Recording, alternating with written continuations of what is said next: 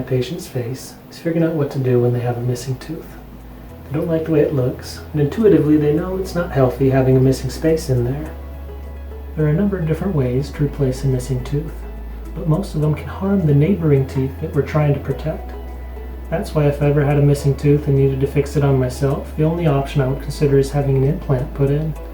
It's the only option that can put things back together without hurting the neighboring teeth and actually leave things stronger than where we found them.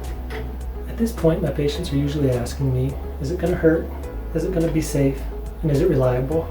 Because of the technology we have in our office, we're able to place implants quicker, easier, and safer than we ever have before. The traditional method for placing an implant involved cutting the gums back, eyeballing how much bone was available, and then freehanding the implant into place. Because of the technology we have in our office, we don't have to cut the gums back, we don't have to freehand, and we never guess. This technology is something I get excited about, so let me take a minute to show you how the process works. We start by using a digital scanner to capture a model of the teeth.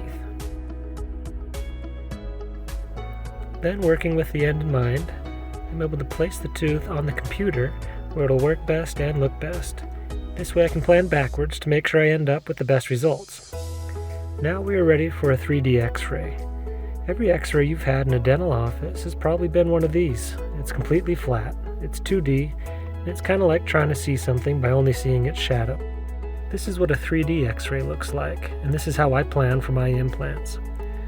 I can add my previous scan and tooth design, so now I get to see everything. Now I can see exactly where the implant needs to go to make sure we are safe and in the best possible position.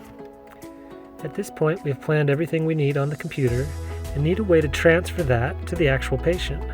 This is where the surgical guide comes in. This device snaps onto the patient's teeth so it can literally guide me to make sure the implant is placed just right. We have the equipment and the ability to make these surgical guides right in our own office. Because of the planning that goes into that surgical guide, I don't have to cut the gums back, the procedure goes quicker, and I definitely don't have to guess, and we find that our patients heal up faster. Most of our patients are surprised how much easier the implant is than having the tooth taken out. They usually take a Motrin that evening and have only mild discomfort the next day.